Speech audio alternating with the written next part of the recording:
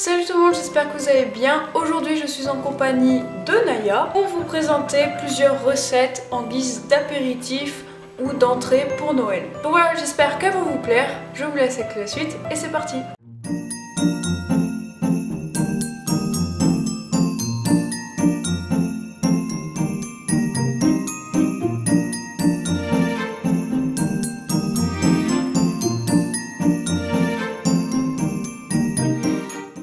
Pour la recette du sapin feuilleté, vous aurez besoin de 2 pâtes feuilletées, de garnitures, j'ai pris de la sauce tomate et du fromage, et d'un jaune d'œuf.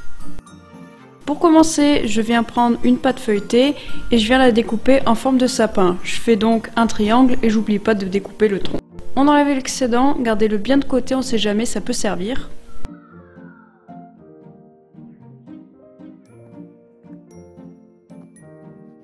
On passe à la garniture. Sur la moitié de mon sapin, je viens étaler mon fromage aillé fines herbes et de l'autre moitié, je viens étaler la sauce tomate.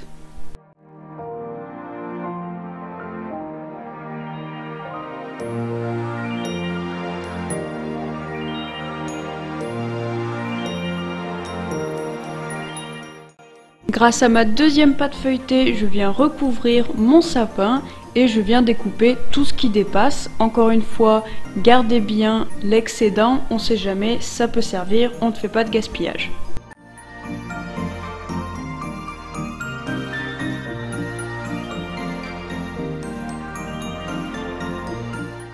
L'étape suivante, ça va être de découper les branches du sapin. Donc chaque branche doit faire environ 1 cm.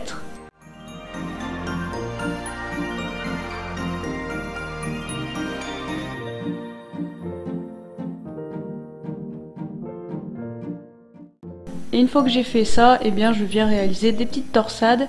C'est salissant mais le rendu est super bien.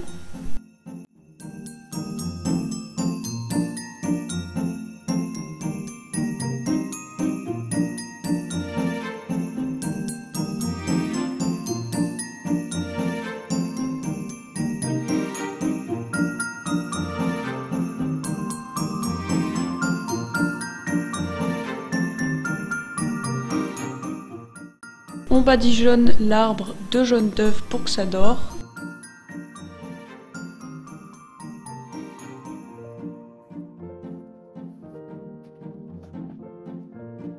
Et direction le four pendant 20-30 minutes à 180 degrés.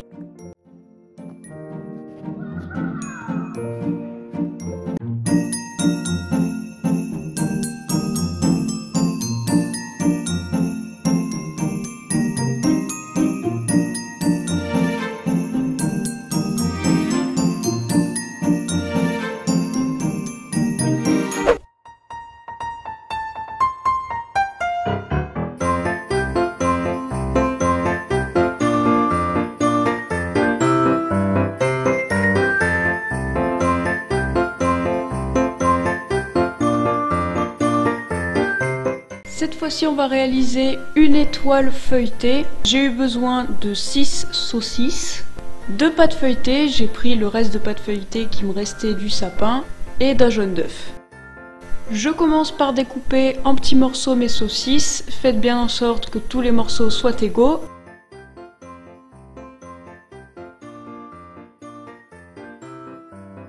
Et ensuite, avec ma pâte feuilletée, je viens découper des bandes dans lesquelles je viens enrouler mes morceaux de saucisses.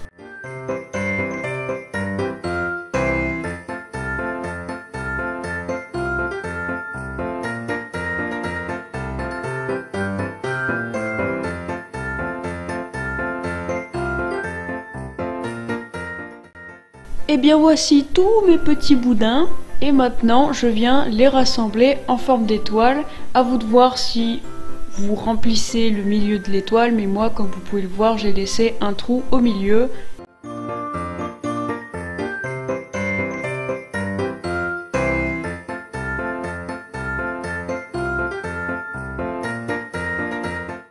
On badigeonne le tout de jaune d'œuf et comme tout à l'heure, au four pendant 20-30 minutes à 180 degrés.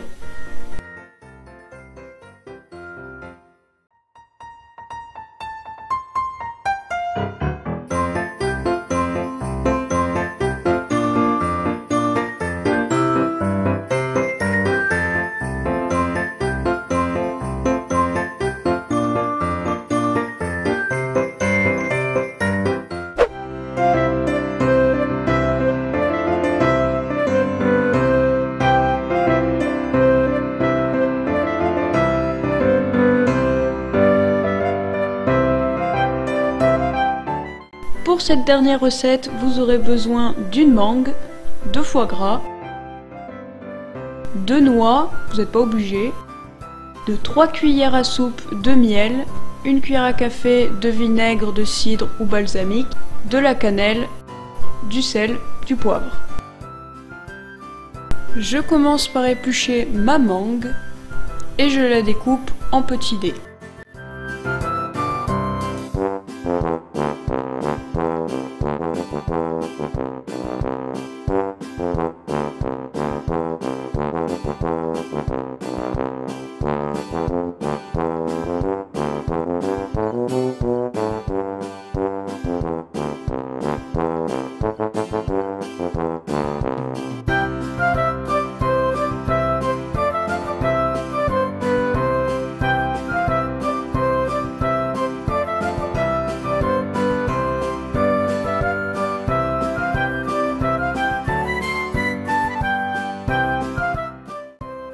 Je sors une casserole et je mets tous mes petits cubes dedans que je vais faire chauffer à feu très doux. Je mélange de temps en temps pour pas que ça colle ou que ça crame, etc. J'ajoute le miel et je mélange.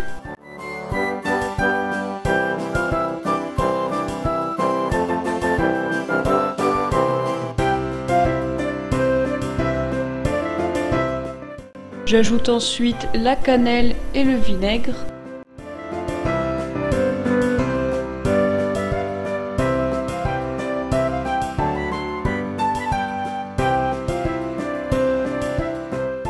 Je mélange et ensuite je viens assaisonner et ensuite je laisse cuire le tout pendant environ 30 voire 35 minutes tout en mélangeant.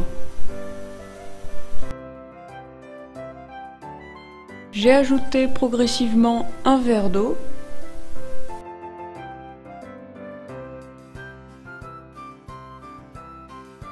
Une fois que les 30 minutes sont passées, je verse tout dans un bol et j'ai mis de côté quelques morceaux de mangue. Et le reste, je vais le mixer jusqu'à obtenir une compote.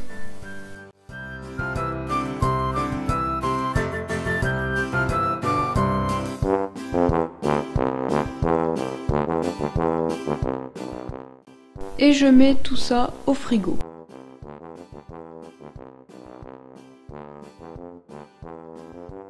Un peu plus tard, je sors mes verrines et j'ai émietté du pain, bien que ça aurait été meilleur avec des toasts.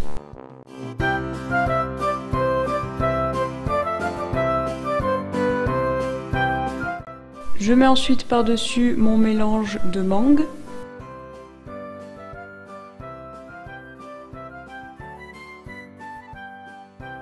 Je mets ensuite quelques cubes de ma préparation de mangue que j'avais laissé de côté.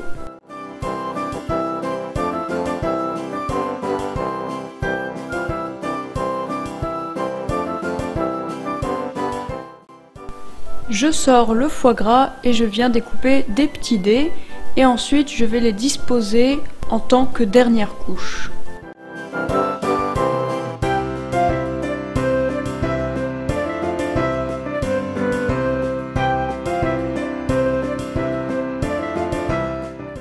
Et pour terminer, vous n'êtes pas obligé, mais moi j'aime bien rajouter des petites noix, des petits morceaux de noix, ça peut être des pistaches, vraiment ce que vous voulez.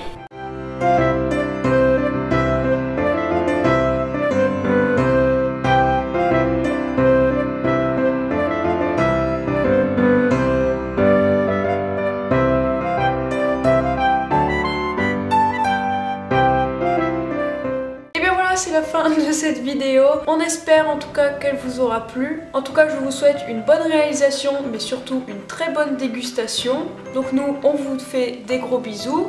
Non, Naya, c'est à eux qu'il faut faire des bisous. Et on vous dit à très bientôt. Ciao!